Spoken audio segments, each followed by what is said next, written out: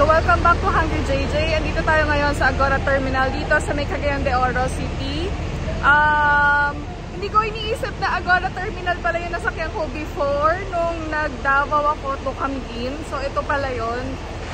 Nagulat lang ako kasi nga nakabalik ako dito. Agora Terminal pala yung pangalan. So pagka pupunta ka from Cagayan de Oro City, dito ka sasakay ng bus papunta ng Bukidnon. Maraming bus dito, tapos every 30 minutes merong lumalakad or merong umaalis na bus. Check na lang natin, meron lang parang terminal fee na 5 pesos, tapos hindi ko na alam kung ano pa yung iba pang babayaran. Pero samahan niyo ako pagpunta natin ng Bukidnon and tignan natin kung ano yung mga tourist spots na meron doon.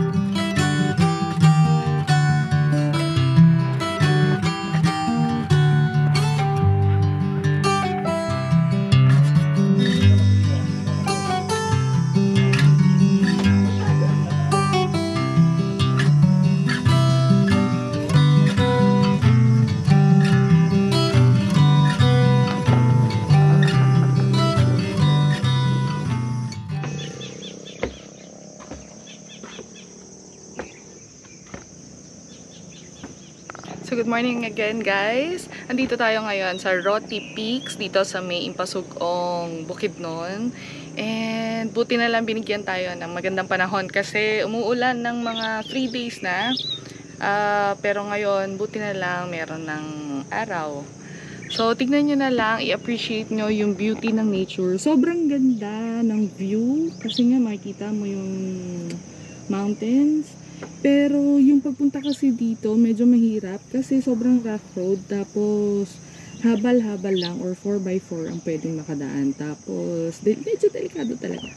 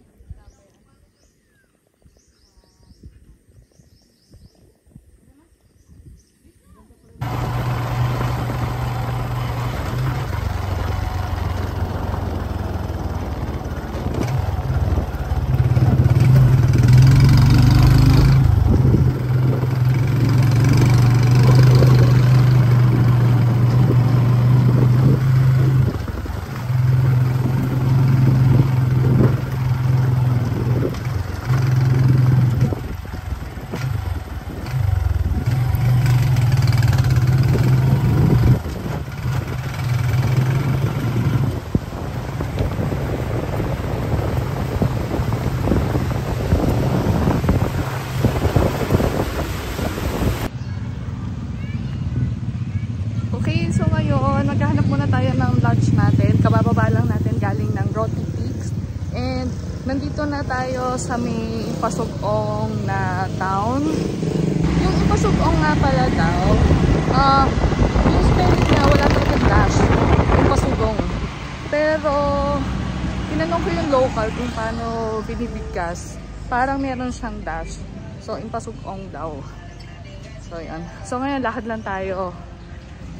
Tapos, tingnan na natin kung meron tayo makahanap na kainan. Okay, so for Lamplighter Cafe, malapit lang siya, lagpas lang ng boundary ng CDON Bukidnon. Tapos merong gas station dito. Yeah.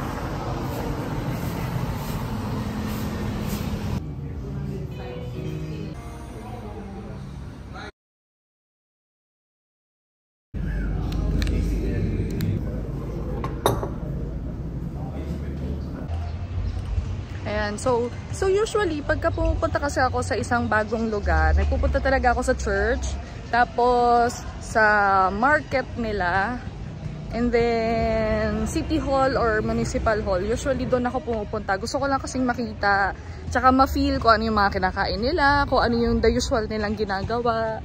Kasi syempre, every city, di ba, iba-iba sila ng the usual na kinakain. So yan, nandito lang ako sa Manolo.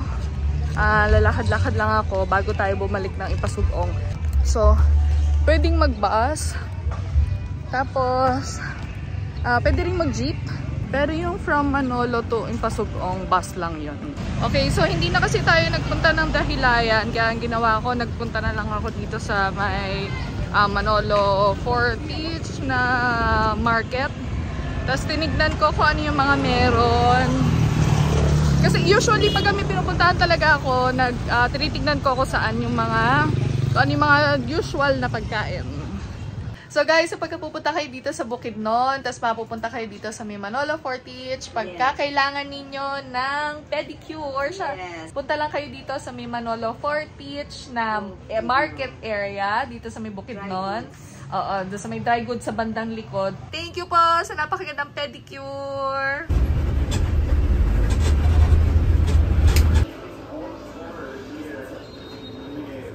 Okay, so andito pa rin tayo ngayon sa may Ipasugong. And pagka maghahanap kayo ng lutong bahay, tsaka lutong Bukidnon, or lutong Ipasugong, dito si Ate Mirasol, tsaka si Kuya Marlo, dito sa may Mirasol Catering. Malapit lang sa may Municipal Hall, tsaka dito sa statue ng may banga. So pwede kayo pumunta dito, napakamura at tsaka ang sarap ng coffee nila na corn coffee.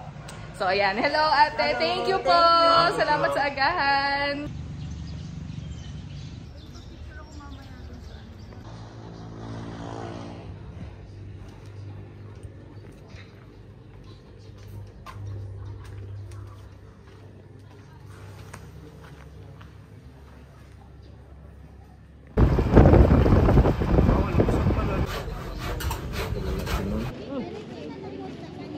Nandito pa rin tayo sa may communal ranch. Allowed kang pumasok dito for 2 hours. Actually, parang 3 hours pwede rin. Pero mas mahal yata yung bayad doon. So, nagbayad lang tayo dito ng entrance fee tsaka environmental fee. Both yon 70 pesos. Tapos, yung habal-habal na ride. Pwede ang kotse dito, pwede ang van. Habal-habal, hindi ko alam kung magkano kasi si Kuya Buds na yung kumausap dun sa habal-habal rider namin. Pero short, ano lang siya, ride lang, siguro mga 10-15 minutes lang, gano'n. So, napakaganda dito. Kaya lang kasi hapon, siguro mga 2 o'clock na yata. 3:30. So, magpo-4 kaya ang sobrang taas ng araw. Pero sobrang ganda dito. Tsaka wala nang tao, andun na sila. Kaya mo. So si Kuya Buds at saka si Excel na lang yung nandun. Ganda.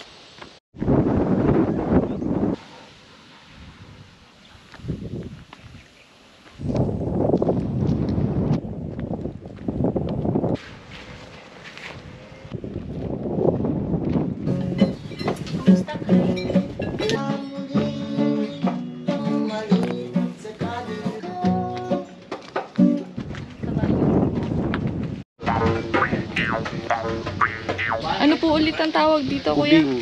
Kubing. Ito talaga yung isa dahilan para magbababenit yun siya. Okay. Yung tawag namin doon po yan. Pero ang hangin po, saan nyo po? Dito. Okay. Siya yung nagbababenit. Opo. Ang galing, Kuya. Hindi ko pa pinatapos ba? Diba? Oo nga.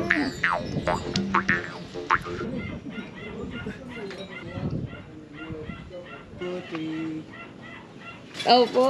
Ang dami din. Kuya, anong name mo po ulit? Kokoy. Si Kuya Kokoy. Doon, Hi, Kuya what's good Kokoy in the yan. Yay, thank you.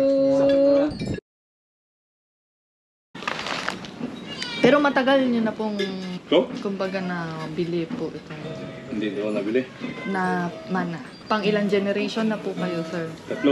Pangatlo na po. Ah. So pagdating ng pandemic, uso yung akyat-akyat. Opo, Oo opo. ba? Naka-idea. Opo, opo. God's plan. Ito ang nangyari. Opo, yun nga po. Buti na lang may pandemic.